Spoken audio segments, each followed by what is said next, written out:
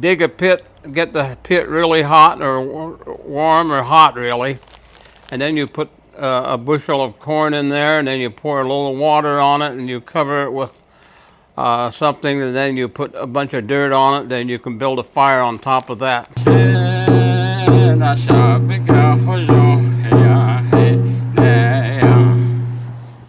During the wintertime, our Diné had food that they had dried out or prepared in some way to preserve it so that they could use it at a later date. And there are many ways to preserve corn, but one of the most favorite ways that our people preserve corn for winter months and winter food is to actually harvest the corn right off the stalk and keep it inside of the husk, and to dig a pit, get the pit really hot or warm or hot really, and then you put a bushel of corn in there, and then you pour a little water on it, and you cover it with something, and then you put a bunch of dirt on it. Then you can build a fire on top of that again, and you leave it in there for maybe 6 or 7 hours, and steam the corn in the husk underground. You can also use a bread oven actually to do the same thing.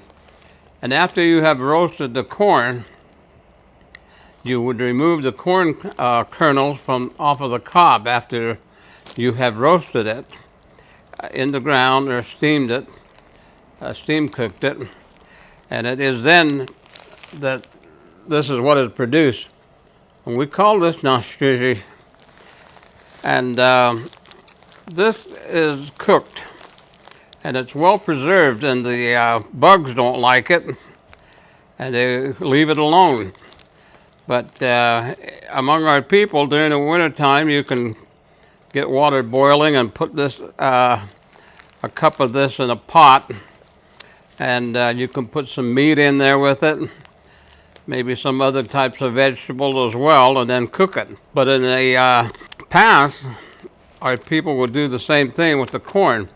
But in that, the way that they fixed it back then, they would roast the meat before they actually put it in with the nashiji. And there were other foods in that they would put into the what they would make as a stew. And they would use such things as the yucca fruit, they call hashkan, and that's what they would, it would be ground up, and you would add it to the stew with this in the pot. There are other foods in that were added as well. There's one that comes off of the sumac, the berries, and that we call it chichin, as it's in its berry form. But after that, the berries are dried, you actually can grind them up and pulverize it to a fine powder. And that has a different name. It's called jachin. And they don't use it very often, and very few people are really familiar with it. But that was also added into the stew. And today they would call it tanashkish. But it was at one time, it was referred to as tanashiji.